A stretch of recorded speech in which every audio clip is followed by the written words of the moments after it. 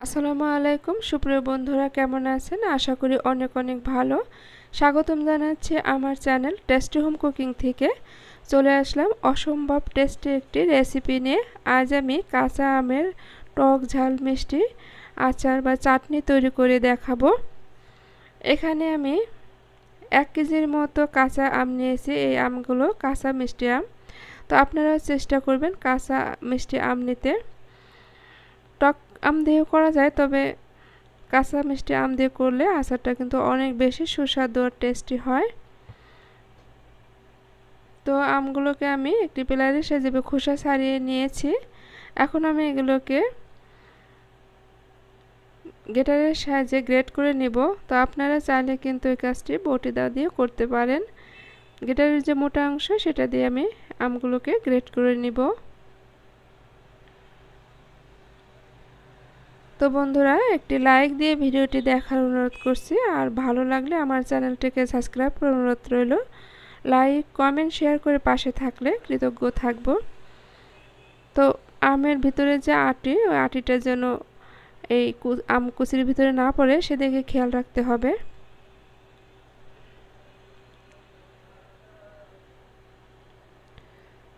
তো এভাবে আমি সবগুলো গ্রেট করে নিয়েছি। এখন যা করতে হবে, এর ভিতরে আমি দিয়ে দেব চিনি। এখানে আমি 1 কাপ চিনি ব্যবহার করছি। যদি আম বেশি টক হয় সেক্ষেত্রে চিনিটা একটু বেশি বাড়িয়ে দিতে পারেন। আর চিনির পরিবর্তে আপনারা চাইলে আখের গুঁড়ো ব্যবহার করতে পারেন। তো চিনি দিয়ে মাখিয়ে আমি কিছুক্ষণ রেখে দিব। কিছুক্ষণ রাখার পরে চিনি থেকে বেশ শিরা উঠেছে। এখন আমি এটাকে কুক করার জন্য রান্নাঘরে চুলার পাশে নিয়ে যাব। চুলায় একটি প্যান বসিয়ে দিয়েছি, আর এতে দিয়ে দিলাম সেই আমের কুচি। এখন আমি চুলা অন করে দিব।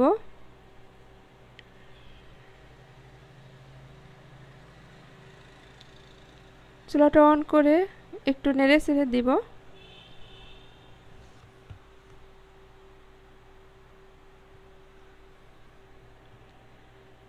এ পর্যায়ে দিয়ে দিব স্বাদ মতো লবণ, দিয়ে দিব গোলমরিচের গুঁড়া 1/2 চা চামচ, মরিচ গুঁড়া 1 চা চামচ, আর হলুদ গুঁড়া 1/2 চা চামচ। মশলাগুলো দিয়ে খুব ভালোভাবে নেড়ে মিশিয়ে নিতে হবে।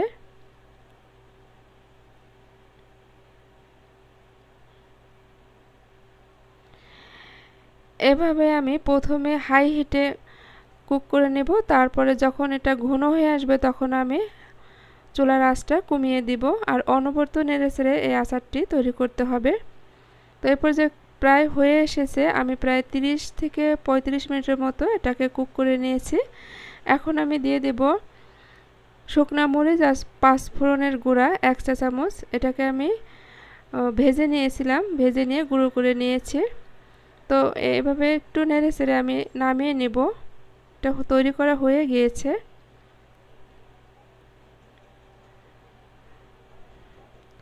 তো বন্ধুরা, তৈরি করা হয়ে গিয়েছে ভীষণ মজার টক মিষ্টি কাঁচা আমের এই আচার বা চাটনি।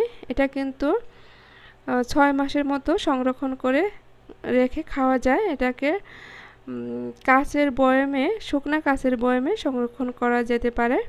তো বন্ধুরা, আজকের মতো আমি এখানেই বিদায় নিচ্ছি। চলে আসবো আবার নতুন কোনো রেসিপি নিয়ে। আপনাদের জন্য অনেক দোয়া রইল, আমার জন্য দোয়া করবেন। আল্লাহ হাফেজ।